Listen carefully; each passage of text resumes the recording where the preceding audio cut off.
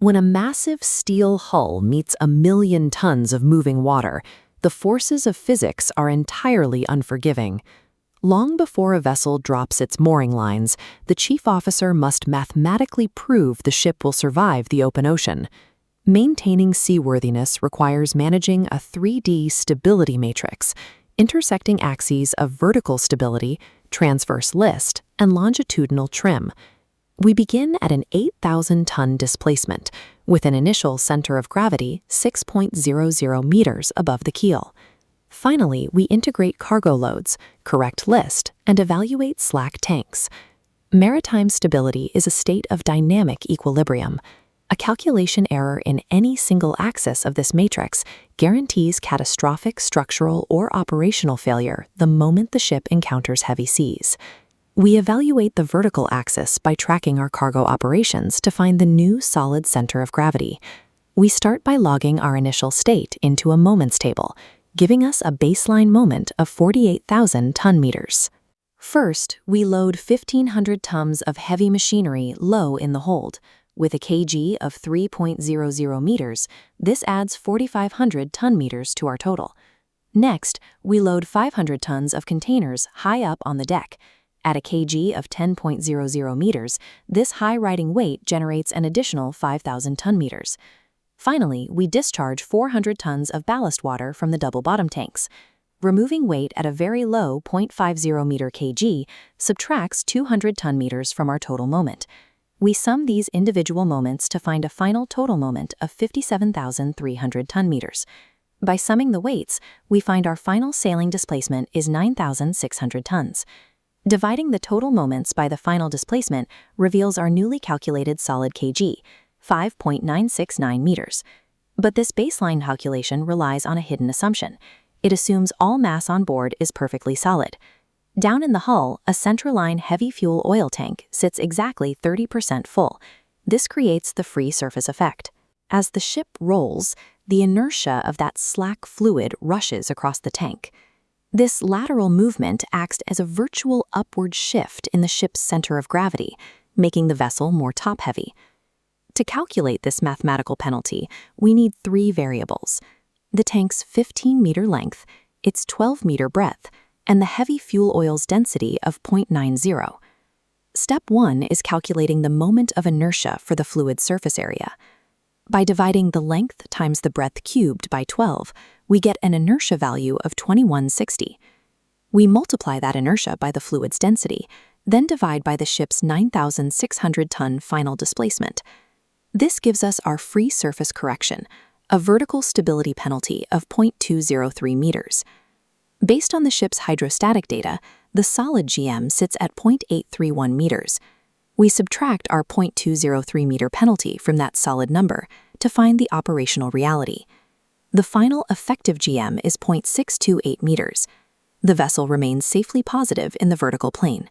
Ignoring slack tanks creates a dangerous illusion of safety, masking a top-heavy condition that only reveals itself when the ship rolls in open water. Despite a safe vertical GM, the bridge inclinometer reveals a hazardous 5-degree list to starboard. We deconstruct this list by mapping the right triangle formed between the upward force of buoyancy, the downward force of gravity, and the metacenter. For this specific calculation, the ship is floating at 6,000 tons of displacement with a current GM of 0.6 meters. We find the horizontal shift of the center of gravity off the centerline by multiplying the tangent of 5 degrees by our 0.6 meter GM. The calculation reveals the entire ship's center of gravity has shifted 0.0525 meters to the starboard side. By multiplying this 0.0525 meter shift by the 6,000-ton displacement, we determine the exact force holding the ship at this angle, a total listing moment of 315 ton-meters. To correct this, the crew must generate an equal and opposite 315 ton-meter counter-moment to port, transverse travel distance of 12 meters. We divide the required 315 ton-meter moment by the 12-meter travel distance to determine the necessary weight. Shifting 26.25 tons of steel to port brings the ship to a 0-degree upright condition. Every degree of list is corrected by balancing precise mathematical moments across the vessel's centerline. Now we transition to the final axis, longitudinal trim. We need to calculate the exact forward and aft drafts after loading 300 tons of cargo into the forward hold.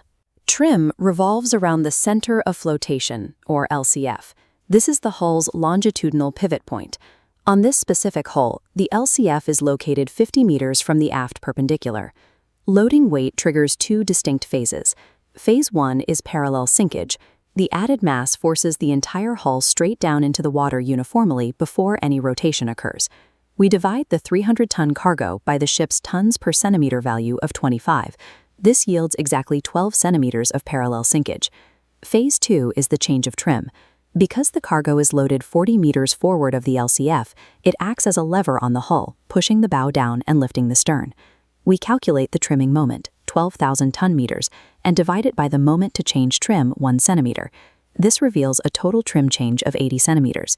Because the LCF pivot point is sitting off-center toward the stern, that 80-centimeter change is not split evenly between the bow and the stern. We apply a proportional split based on the hull's length. By multiplying the 80-centimeter total by the respective length ratios, we calculate a 33.3 centimeter decrease aft and a 46.7 centimeter increase forward.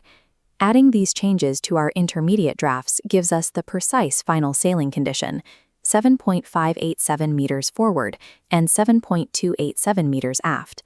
Mastering longitudinal stability dictates both underkeel clearance and the hydrodynamic efficiency of the hull's passage through the water. Having established the vessel's static departure matrix, we must now test its resilience against a dynamic model of extreme ocean forces. This chart shows the righting lever, or GZ curve. It maps the physical distance between the center of gravity and the center of buoyancy, representing the actual righting energy the hull generates as it heels over. At 45 degrees of heel, the ship generates its absolute maximum righting lever of 1.25 meters. This is the peak of survivability. As the ship rolls past 45 degrees, the curve decays. The center of buoyancy physically cannot move any further out from under the ship's center of gravity, and the hull loses its leverage. In the critical failure zone between 60 degrees and 75 degrees, the righting lever plummets from 0.70 meters down to negative 0.30 meters. By interpolating this drop across the 15-degree gap, we identify the zero crossing point on the graph at 70.5 degrees. This is the angle of vanishing stability. Past 70.5 degrees, the righting lever turns negative, and the forces of gravity and buoyancy align to forcibly capsize the hull. These harborside calculations define the immutable physical boundaries that dictate a vessel's survival in open water.